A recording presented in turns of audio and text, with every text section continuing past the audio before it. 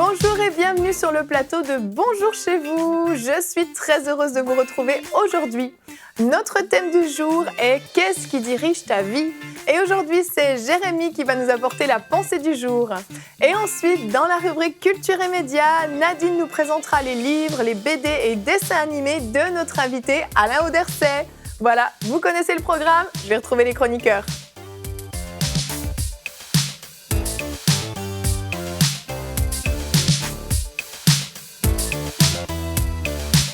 Bonjour à tous. Bonjour Nadine. Bonjour Alain Auderset, comment vas-tu? À pied, ça dépend, des fois en voiture. Mais... D'accord. Ça commence C'était bien. la super gang de l'année. Alain Auderset, si vous ne le connaissez pas, voilà, il s'est résumé en quelques mots. Alain Auderset, BDiste, humoriste, écrivain, parce qu'en dehors des BD, il y a aussi 2 livres, des vrais livres, pas des BD. Voilà. Dessinateur, quoi d'autre encore? C'est papa. Beaucoup déjà. Je suis papa. Oui, papa. Et vous? Guitariste. Guitariste. Oui. Oui, exactement. Rien que ça. Tout ça. Tu es très connu quand même maintenant dans le milieu chrétien. Mais si. Juste quand on voit la pile de livres devant Nadine, on se dit, il a beaucoup travaillé dans sa vie. Écoute, ça paraît beaucoup, mais c'est pas grand-chose. Je me dis, 20 ans, j'ai fait que ça, 20 ans. C'est pas mal, parce qu'il n'y a pas tout, là, quand même. Il n'y a pas tout, en plus. Hein. Il y a les dessins animés, justement. Il y a le one-man show, ça, on en parlera dans la rubrique C'est mon histoire, lors d'une autre émission. Il y a beaucoup de choses, quand même. Et les enfants. Enfants. Un papa fier, on dirait. Ouais. Combien d'enfants? 2 ou 3? 4. Ouais. Ah oui, effectivement. C'est un bon début, hein? Effectivement, tu peux avoir une médaille rien que pour ça. Non, mais je mérite pas de médaille. Mais... Donc avec Nadine, tout à l'heure dans la rubrique Culture et Médias, tu vas nous parler un petit peu de tout ce travail que tu as accompli et que tu es encore en train d'accomplir, de tous ces projets que Dieu a mis sur ton cœur et surtout de comment Dieu se sert de toi de façon quand même assez extraordinaire pour gagner beaucoup de personnes dans le royaume de Dieu. Donc on en parlera tout à l'heure dans la rubrique Culture et Médias. Avant ça, nous allons parler de ce qui dirige notre vie. Nous allons voir que c'est pas toujours ce qu'on croit qui dirige notre vie, ou en tout cas pas ce qui nous semble au premier abord être l'opportunité parfaite, le timing parfait. Jérémy, tu vas nous en parler dans la pensée du jour. Jérémy, le titre de ta pensée est « C'est forcément Dieu ». Effectivement, Hélène, c'est forcément Dieu. Et j'ai souvent été surpris un peu des conclusions hâtives que font beaucoup de chrétiens. Beaucoup de chrétiens pensent que si ça brille, c'est forcément de l'or. Mais c'est pas parce que ça brille que c'est forcément de l'or. Je sais pas si tes boucles d'oreilles sont en or. Non, c'est de l'argent. C'est de l'argent, c'est déjà bien. Mais ça aurait coûté cher si c'était de l'or. Ça aurait coûté très cher, ouais, c'est ça. Et c'est vrai que parfois, les chrétiens sont souvent dirigés par les opportunités. Donc on va parler un peu des opportunités. Des fois, on a des opportunités pour un meilleur travail. On nous propose un contrat, on trouve 20 € par terre, on dit c'est forcément Dieu. On a un prix d'un billet d'avion qui est moins cher un jour, c'est forcément Dieu. En fait, on voit Dieu un peu partout. Et même certaines personnes tombent enceintes et pensent que c'est forcément Dieu. Mais on peut voir le cas, par exemple, avec David, qui a tué un homme pour pouvoir coucher avec son épouse. Et ce n'était pas Dieu. Et d'ailleurs, malheureusement, cet enfant n'a pas pu survivre. Donc c'est vrai que Dieu nous bénira dans son amour intense. Mais il y a des fois où aussi on a des problèmes de péché dans nos vies et sa bonté nous pousse à la repentance. Jésus a dit « Entrez par la porte étroite parce qu'il est large le chemin ou la porte, spacieux le chemin qui mène à la perdition. » Il y a beaucoup qui entrent par là, mais étroite est la porte et resserrée est le chemin qui mène à la vie et il y en a peu qui les trouvent. Et c'est vrai que le chemin des opportunités, c'est vraiment un chemin qui est spacieux. La Bible parle dans les Proverbes d'un homme qui est stupide. Et dit que cet homme stupide, il y a une opportunité qui s'offre à lui, c'est une femme magnifique. Et la femme magnifique, la Bible dit et cherchez à le voir. Donc là, certainement, il se dit, waouh, une femme qui me cherche, ça m'est jamais arrivé, c'est forcément Dieu. Une femme magnifique pour moi qui suis moche, c'est forcément Dieu. Non. Une femme qui a proposé, c'est pas moi qui parle, c'est lui. Qui a proposé elle lui propose de la rejoindre dans son lit, dans un lit parfumé. Il se dit, c'est forcément Dieu. Mais bien sûr, c'est pas forcément Dieu. Et la Bible dit qu'à la fin, cette femme adultère, elle te perce le foie et elle t'amène dans la mort. Donc, il y a beaucoup d'opportunités dans la vie, beaucoup d'opportunités de pécher, de passer à côté, beaucoup d'opportunités de se tromper et de choisir ce qui nous plaît. Et la parole de Dieu nous invite à ne pas choisir ce qui nous plaît, mais à choisir la volonté de Dieu. Et sur la route de la vie, c'est vrai, on a tous des opportunités. Je me souviens, à l'âge de 19 ans, j'ai eu l'opportunité d'avoir une vie toute réglée. On m'avait dit, voilà, tu vas faire une école biblique, tu vas être pasteur, tu auras une église. Tout était déjà tracé. Je n'avais pas besoin de me poser de questions. Pourtant, ce n'était pas la volonté de Dieu. Et un autre jour, en allant 2-3 jours dans une école biblique, un autre pasteur lui dit, et j'étais avec Michael ce jour-là, il nous dit, j'aimerais que vous puissiez travailler pour mon ministère. Venez avec moi à partir d'aujourd'hui. Là, demain, je vous prends en charge. Et ce n'était pas le plan de Dieu. Et j'ai vu dans la vie de Michael, justement, plusieurs fois dans sa vie, beaucoup d'hommes de Dieu ont reçu ou ont pensé que c'était pour lui. Il avait l'appel de les rejoindre dans leur ministère, mais ce n'était pas le plan de Dieu. Ça partait de bons sentiments, mais ce n'était pas le plan de Dieu. Et la Bible dit que dans le cœur de l'homme, il y a beaucoup de projets, mais c'est le dessein de l'Éternel qui s'accomplit. Alors, on ne doit pas courir ou rechercher les opportunités. Ça peut être très, très dangereux. Je me souviens, quand j'avais 25 ans, à l'époque, j'aimais encore beaucoup les voitures, et entre autres les Mercedes. Il y a un homme de Dieu qui m'a dit « Je vais t'offrir une voiture ».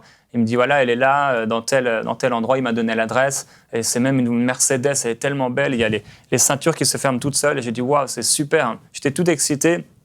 Je vais prendre le train, je ne prenais pas souvent à l'époque. Je vois le train qui commence à partir, je cours pour ne pas le rater, je n'ai pas le temps de prendre mon ticket. Alors je me dis, je vais aller m'arrêter à la prochaine station pour prendre le ticket. Et finalement, je tombe sur un contrôleur, une première amende, et j'arrive à l'endroit de la voiture. En fait, c'était une voiture pourrie. Elle perdait de l'huile, il n'y avait pas du tout de ceinture qui se mettait. Elle n'était même plus assurée, je ne pouvais même pas la conduire. Finalement, elle m'a coûté cher et je m'en suis débarrassé en quelques jours. Des fois, on tombe sur des bonnes affaires, vous qui allez sur les sites internet, Kijiji, Le Bon Coin et autres, vous cherchez l'opportunité, et des fois, ça m'est arrivé quand j'étais en recherche de voiture à cet âge-là, 25 ans. Je tombais une fois sur une bonne opportunité, mais quand on a été avec mon père, le pare-brise était cassé, l'assurance n'était pas, et enfin, c'était une voiture volée. Donc, il y a plein d'opportunités dans la vie, et il faut faire attention. Et des fois, on entend souvent dire « Oh, quelle chance tu as eu, tu as vraiment de la chance », mais souvent, la chance se transforme en malédiction.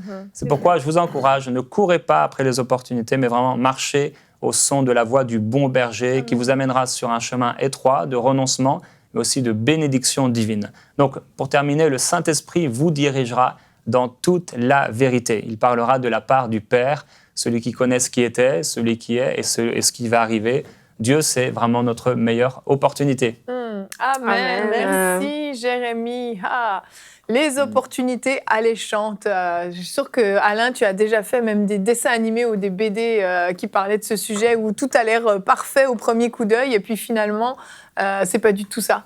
Bah ouais, écoute, ça me rappelle une histoire. C'est pas prévu que j'en parle, mais je reçois un scénario.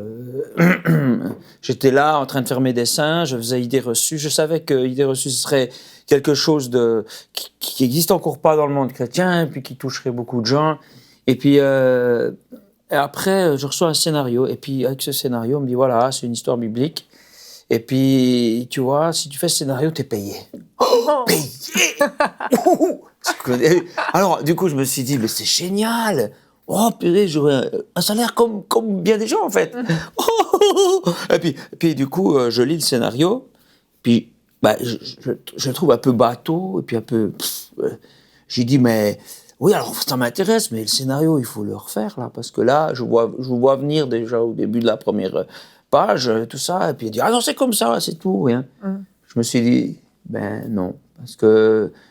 Parce qu'il faut viser l'excellence et puis il faut faire ce que Dieu a mis dans ton cœur. Quoi. Mais ça m'a fait de la peine de dire non. Et puis après, des années plus tard, j'allais chez un gars et puis il m'a dit, je connais quelqu'un qui a démarré cette BD, tu vois, puis c'est exactement la BD. Je la vois, c'est exactement le même titre, tout. Puis en fait, il y a des palettes pleines qui se vendent pas, et puis tout ça. Et puis je savais. Et donc, tu vois, j'aurais pris le chemin facile. J'aurais eu mon salaire sur le moment, mais j'aurais fait quelque chose en me disant, c'est pas très bien fait, tout. C'est pas. Mais voilà, j'ai eu cette chance, franchement, il faut être content. Et puis je suis content d'avoir pris le chemin très difficile de faire idée reçue qui m'a pris 7 ans. Quand même. 7 ans sans salaire. Mais avec la grâce de Dieu qui pourvoit. Amen. Et puis, ce livre, est sorti le 11 septembre 2001, on est le combien là? Ça fait... Non, en 2018. Ouais, ça fait pas mal de temps après. Je n'aime pas calculer. 17 ans. Eh ben, il se vend encore. Ouais, c'est Il ça. se vend encore, tu vois. Ça valait le coup, finalement. Mais oui, mais Mais sur c'est le ça. moment, tu n'as rien pour te le prouver. Hein. Mhm. C'est ça le problème, c'est que ces opportunités qui ont l'air bien alléchantes, en fait, on ne sait pas ce qu'il y a derrière.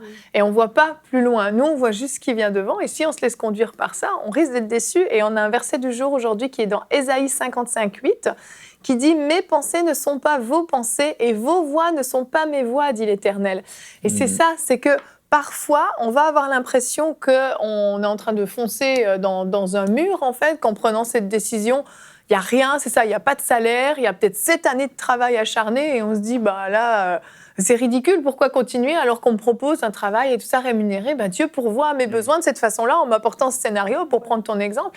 Et on se dit, c'est forcément Dieu, comme le dit ta pensée. Eh bien non, finalement, il y a des opportunités qui ne sont pas de Dieu. Et Anne, Jonathan, vous aviez partagé sur le plateau aussi cette opportunité que Jonathan avait eue d'aller travailler pour une banque en Suisse, alors que vous n'aviez aucun revenu, justement. Vous étiez dans une situation critique. Vous aussi, vous auriez pu vous dire, bon, c'est forcément Dieu. Et puis non, en fait, ce n'était pas le plan de Dieu. Oui, c'est ça. Tu le racontes très bien, c'est ça, exactement ça. Juste au moment où on commençait dans le ministère et où on nous offrait la moitié d'un salaire minimum, d'un côté pour servir Dieu, et de l'autre côté, au moins, on avait un petit peu de salaire, pas beaucoup. Et on était 5. Et de l'autre côté, on nous offrait un salaire mirobolant dans une banque suisse, mais c'était 41 heures semaine. Et puis, plus possibilité de faire du ministère, quoi. C'est ça. Le choix était quand même assez évident. Et oui, il y a des cadeaux empoisonnés comme ça qu'on peut recevoir. Et puis souvent, de toute façon, l'ennemi sait très bien ce qu'il fait. Il va nous proposer quelque chose qui répond à un besoin qu'on a à ce moment-là. Oui. Ça peut être un mari pour une fille célibataire qui est appelée à un ministère et puis la rencontre mirobolante s'avère être un cadeau empoisonné parce que ça va la détourner des projets de Dieu pour sa vie. Ça peut être un salaire alors que tu t'apprêtes à rentrer dans le ministère. Ça peut être aussi un concours que tu réussis, puis ça t'empêche d'aller là où vraiment Dieu te voulait. Ça peut prendre toutes sortes de formes, mais ce qui est sûr, c'est que ça répond toujours à un besoin criant au moment où il arrive. Oh oui. C'est tellement beau, c'est tellement idéal que des fois, ça vaut la peine de prendre un pas de recul et se demander si ça ne cache pas autre chose. Moi, quand j'étais petite, j'habitais près de la voie ferrée, puis il y avait un panneau juste avant la traversée le passage à niveau. Il y avait marqué « Un train peut en cacher un autre ». Oui. Et c'est quelque chose qui m'a marqué dans ma vie, et je me souviens toujours de ça. Quand j'ai des décisions à prendre, attention, un train peut en cacher un autre. C'est une belle image, ça, effectivement. Moi, je pense à des trucs quand même... Bon, voilà, c'est bien de mettre les gens en garde, mais je me dis quand même... si tu tiens bien la main de Jésus, tu peux te tromper, tu n'es jamais perdu. Amen. Même si tu n'as pris pas tout à fait le chemin que tu aurais dû, même j'aurais fait cette BD, tout ça, toi, comment? Eh ben, Dieu est là. Tu vois, c'était aussi se dire, parce qu'il y a des gens qui peuvent dire, oh, est-ce que c'est Dieu, est-ce que c'est pas Dieu? Puis finalement, qui font rien. Tellement ils ont peur, t'es paralysé. C'est encore pire que de faire quoi que ce soit. Mais je pense que ce que Jérémie a dit, c'est très bien. À la fin, il a dit qu'il fallait écouter. Et moi, je dis, c'est ça. Développons cette relation avec Dieu où on écoute et on écoute sa paix, tu vois. Puis, est-ce que c'est lui? Et puis ça, c'est ça la clé. Complètement. Puis comme tu dis, on peut se tromper. En fait, l'important, c'est juste de ne pas persévérer dans l'erreur. C'est d'être capable de faire demi-tour à un moment. Réaliser, je me suis trompée. On se repent, voilà. On a peut-être perdu du temps, peut-être 1 an, 2 ans, peut-être pour d'autres, ce sera même 10 ans. Mais tu as toujours l'opportunité de faire demi-tour. Dieu est le Dieu des secondes chances, des troisièmes chances, des quatrièmes chances et à l'infini. Donc, c'est sûr que c'est rassurant. Mais l'idéal, c'est de... Qu'est-ce que tu dis? Qu'est-ce que je finis? L'idéal est de prendre immédiatement la bonne voie. Ça, c'est vraiment l'idéal. On ne perd pas de temps. On est directement là où on veut. Et puis, c'est clair, il y a cette paix extraordinaire qui vient nous conduire, nous rassurer. Et je crois que vraiment, comme tu l'as dit, si on tient sa main, on est proche du cœur de Dieu, on est capable d'être à son écoute et de savoir ce qu'il veut. Et puis, si c'est le silence complet, on peut aussi juste attendre un petit peu. Parfois, on n'est pas obligé de prendre une décision non plus dans le quart d'heure qui suit. On peut patienter encore. Dire, Seigneur, je te fais confiance, tu vas me parler. Et c'est vrai, tu l'as dit dans ta pensée, Jérémie, Michael a eu des opportunités des fois qui nous paraissaient tellement parfaites. Et c'était une réponse à un cri du cœur même. Parce qu'il y a des temps où tu vis certaines choses, certaines frustrations, etc. Et tu te dis, oui, c'est sûr, c'est la réponse de Dieu à mes prières. Et finalement, Dieu, dans sa grâce, vient juste à temps, il te rattrape et il te dit non, va pas dans cette direction, j'ai mieux pour toi. Va plutôt dans cette direction. Ouais. Et c'est juste extraordinaire parce qu'on vit dans cette grâce de Dieu et puis on évite de devoir tomber, faire demi-tour, faire marche arrière, etc., perdre du temps. Peut-être qu'il y a des gens qui vont peut-être être blessés sur la route, etc. C'est toujours à éviter, quoi. C'est pour ça qu'il faut vraiment soigner notre communion avec Dieu. Alain le disait, il faut vraiment être proche de Dieu. Si tu es proche de Dieu, tu vas les voir venir avec leurs gros sabots, les situations comme ça. Je me souviens d'une fois où vraiment je commençais un service particulier pour le Seigneur et puis je me suis retrouvée dans un supermarché. Puis j'ai entendu une conversation entre deux personnes qui parlaient d'une formation qui m'avait un temps tentée, mais qui me détournait complètement du ministère. Et puis tout de suite, j'étais vraiment en communion avec Dieu. Puis tout de suite, j'ai eu cette réaction. J'ai dit « nice try ». Bien essayé, mais non. Et c'était gros, là. Quand tu es vraiment proche de Dieu, ce genre de choses, ça ne marche pas parce que tu les vois venir avec leurs gros sabots. C'est vrai que ça aide beaucoup, vraiment, ça aide beaucoup. Et on va continuer maintenant avec la rubrique Culture et Médias. On va découvrir un petit peu tout ce travail, Alain, que tu as accompli au fur et à mesure de toutes ces années. On va voir en tout cas une partie de ce travail. On passe à la rubrique Culture et Médias.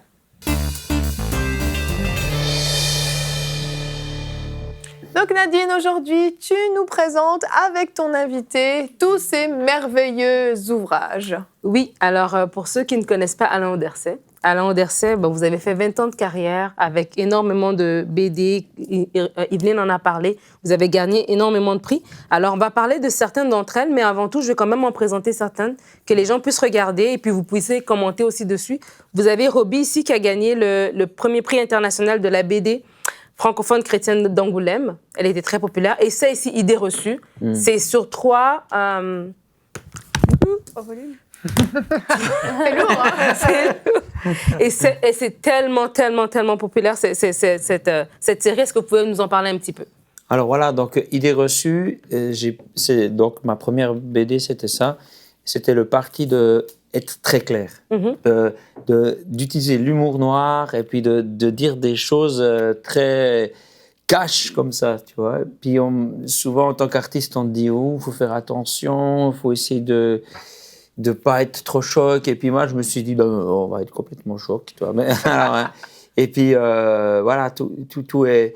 Oui, parce que dans vos BD, en fait, vous avez soit certaines qui vont aller évangéliser et d'autres qui vont vraiment ramener les chrétiens, sonner une sonnette d'alarme chez les chrétiens pour les ramener sur la... Alors, en fait, je m'adresse toujours à des gens qui s'y connaissent pas. Tu vois, moi, je me dis, tiens, si je devais être pasteur de quelque chose, je serais pasteur des perdus, quoi. C'est bien. J'aime bien les gens qui connaissent rien, tout ça, et puis qui vont dans la vie. Je les comprends. Et du coup, j'essaye de leur parler avec les médias qu'ils connaissent autour d'eux, actuels. Et puis, c'est ce langage-là que j'utilise. Et en fait, les gens s'intéressent à Dieu. Et c'est juste que la manière dont on leur présente, souvent, c'est trop religieux, tu vois. C'est trop... wow! Soit ils pensent que c'est un truc du Moyen-Âge, soit que c'est une secte, tu vois. Alors, du coup, voilà. Là, c'est quelque chose qui les rejoint dans leur culture. Oui. Et puis, Roby, la première que tu m'as montrée, c'est une histoire d'amour, quoi. Je voulais vraiment, le but de ce livre, j'aimerais que les gens qui lisent se sentent aimés. Et ça arrivait, parce que beaucoup sont devenus chrétiens avec. Et puis aussi, Idées reçues, j'ai reçu beaucoup de courriers. Il y a des gens, ils me disent comme ça, cette page, bon, je ne sais pas celle-là, mais cette page-là, je me suis converti. C'est là, ma vie a changé, cette page-là. C'est fou. Hein. Moi, je suis ému aux larmes quand j'entends ça, parce que je les faisais, je ne savais pas, tu vois, dans mon cœur, je me disais, mais c'est ça qu'il faudrait. Puis tous les gens en place, ils se disent, oui, non, mais la bande dessinée, ça ne marche pas. Mais je dis, oui, mais il faut faire une bande dessinée qui soit comme les autres, tu vois, le même humour, le même, juste qui est Jésus à la place dans le message de base, tu vois. Et puis non, mais aujourd'hui les gens recherchent Dieu, ils l'appellent pas Dieu, mais ils sont très spirituels. Il y a vraiment une demande, quoi. Ouais. Vraiment, vous avez beaucoup de témoignages, on va en parler tout à l'heure. Mais là, justement, quand vous parlez d'utiliser le dessin, il y a une bande dessinée qui s'appelle Cœur. On a une vidéo qu'on va écouter tout de suite. Ouais.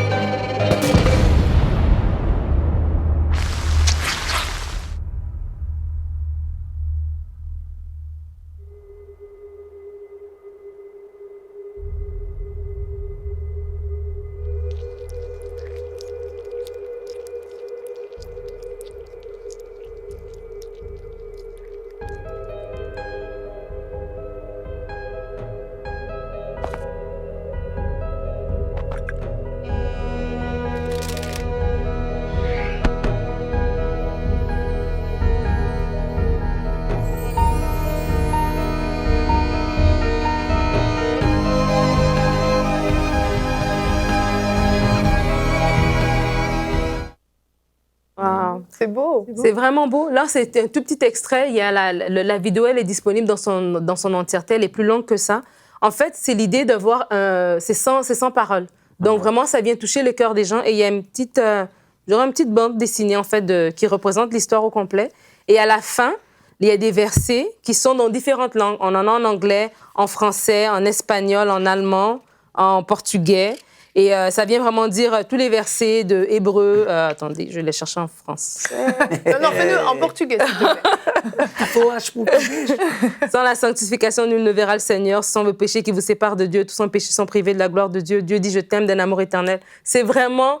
les personnes vont lire ça et tout de suite après, il y a la parole de Dieu qui vient les toucher. Et vous allez en parler tout à l'heure, il y a plusieurs témoignages. Des gens qui sont vraiment touchés par vos bandes dessinées, par ce que vous faites. Alors, on va passer à la prochaine.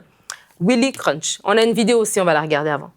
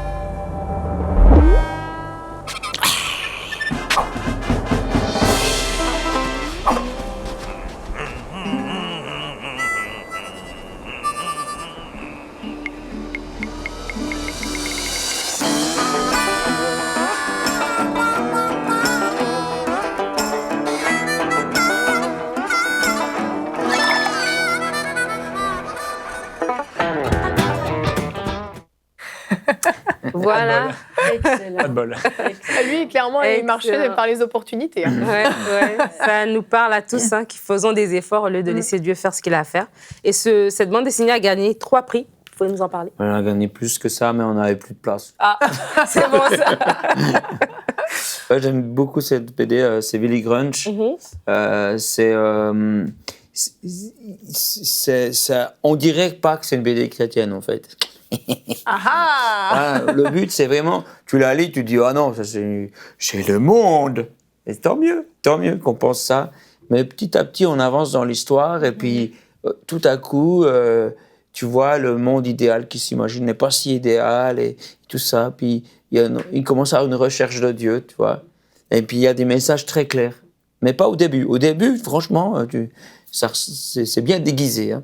Mais puis voilà, c'est ça l'idée. Donc là, il est Il est seul et puis là, il est en couple. Et ça m'a permis, en fait, de déjà avoir une évolution du personnage, contrairement à des anciennes BD où le personnage est toujours célibataire toute sa vie, enfin bref. Et puis de pouvoir traiter d'autres thèmes. Là, les thèmes plus...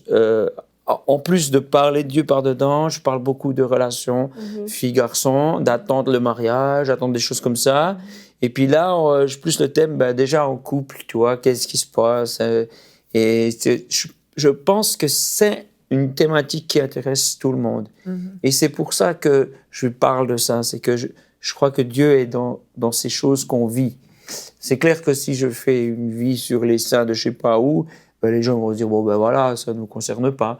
Mais oui, aujourd'hui, ce personnage, il vit avec la technologie d'aujourd'hui, avec les problématiques d'aujourd'hui, avec les questions d'aujourd'hui, et puis il y a Dieu. Voilà. Donc on peut s'identifier, en fait, c'est ça. Ouais.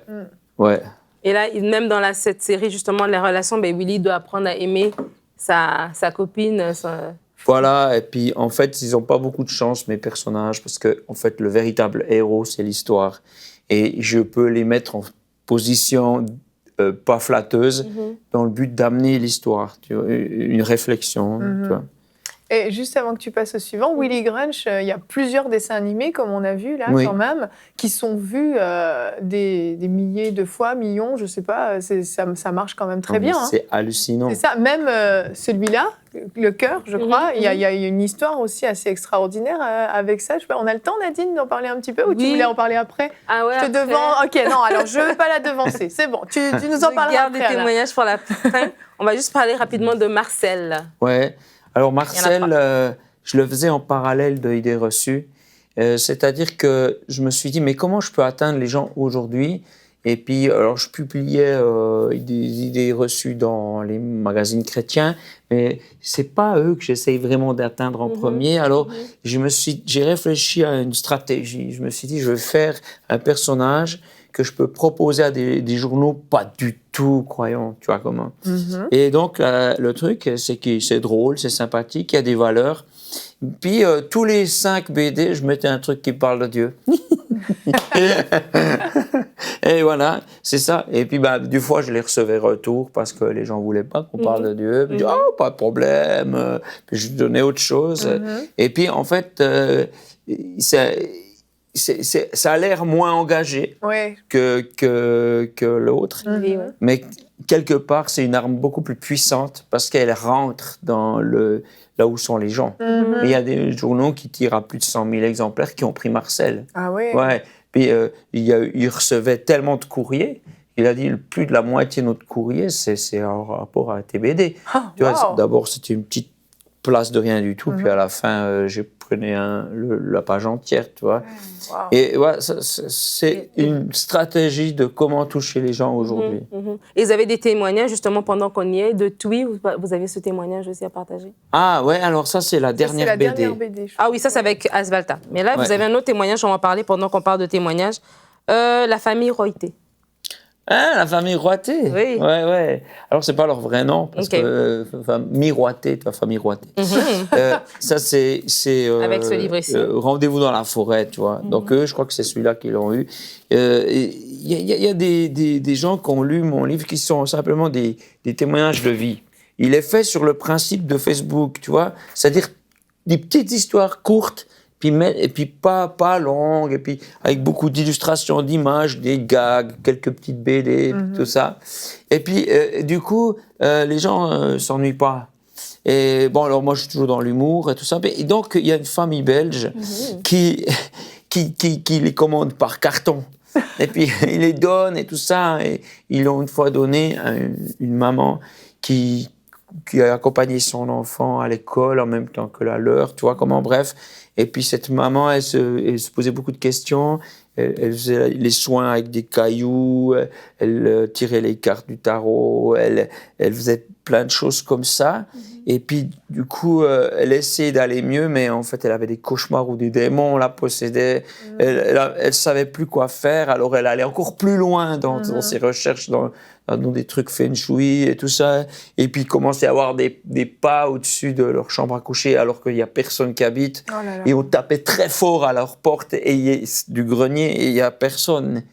Et donc, voilà, ils étaient... Et puis voilà, elle tombe sur ce livre, et puis elle voit l'histoire d'un gars tout simple, voilà, comme la plupart des croyants, tu vois, sauf que moi, je lui ai écrit. Et puis, elle s'est dit, mais tiens, cet homme s'adresse à Dieu sans qu'il ait à passer des étapes. Ben, je vais essayer. Elle s'est adressée à Jésus. Et Jésus existe. Et il l'a rejoint. Il est venu la trouver dans ses rêves et il a chassé le démon. Wow. Et il lui a dit, faut que tu fasses du ménage, c'est toi, ma fille. Et puis tu sais quoi? Elle en a brûlé pour plus de 1 000 € de livres devant chez eux. Ils ont brûlé des livres ésotériques, tout ça. Et j'ai eu contact avec eux parce que quand les Belges m'ont raconté ça, j'ai dit quoi? Ben, c'est super. Et puis du coup, ben, je leur ai demandé cette histoire et je l'ai mis dans le rendez-vous de la forêt 3. Et puis là, ils m'ont envoyé des images, ils se faisaient baptiser, ils vont dans une église, ils suivent tous Dieu là maintenant, ils ont chacun leur Bible, ils sont passionnés de leur Bible et moi je trouve ça extraordinaire parce que moi ça je peux pas faire. Moi je peux raconter ma vie, je peux là, mais toucher des gens comme ça, ben ça c'est ça que je parle dans Rendez-vous dans la forêt, c'est chercher une relation avec Dieu, chercher vraiment une amitié. Et puis, quand c'est lui qui agit là, de plus en plus, c'est lui qui agit. Moi, je suis spectateur, je suis témoin, mais ouais, spectateur témoin. Et là, juste pour dire encore une chose qui est arrivée, j'ai reçu c'est quelqu'un qui témoignait depuis des années, un copain à lui qui veut rien savoir. Et puis, finalement, le gars, il s'est retrouvé quand même avec le bouquin.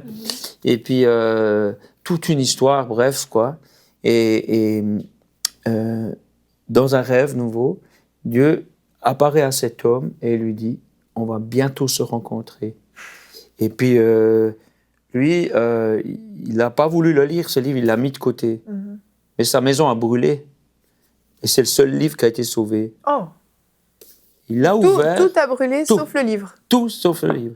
Et puis, il a ouvert ce livre 2 mois plus tard. Et il a lu quelques lignes et le Saint-Esprit lui est tombé dessus. Il a pleuré pendant 2 heures de temps, il ne pouvait plus s'arrêter. Il a donné sa vie à Dieu. Sa femme ne comprenait pas ce qui s'est passé. Il a essayé de lui expliquer. Il avait de la peine à comprendre ce qui lui arrivait. Elle s'est convertie aussi. Et il a été demandé pardon à son ex-femme, à ses enfants. Il a revu ses parents que depuis 4 ans, il avait coupé les pans. Ils se sont réconciliés. Et tout ça, tu vois, c'est extraordinaire. C'est le Saint-Esprit. Je peux même pas me vanter, j'ai rien fait. Et là, vous avez fait une dernière BD qui s'appelle... Ah ben oui, d'Azvaltia. Les souvenirs d'Azvaltia, ouais. Alors là, je me suis dit, et je vais faire la BD que je rêverais d'acheter, de trouver. Et j'ai remarqué que beaucoup d'artistes ne font pas exactement ce que Dieu a mis dans leur cœur. Ceux qui rêvent vraiment. Ils font les choses parce qu'ils ont une opportunité de gagner un peu des sous sur un truc, ils font plutôt. Mais s'ils font vraiment ce qu'il y a sur leur cœur, ils vont... Alors du coup, c'est ce que j'ai fait. J'ai fait celle que je rêverais. Moi, j'aime bien les aventures, les science-fiction et tout ça. Mais en même temps, j'ai peur parce que, en fait, j'ai habitué les gens à des gags, tu vois, des petits trucs comme ça. Puis là, tout à coup, je fais un truc qui n'est pas humoristique et tout ça.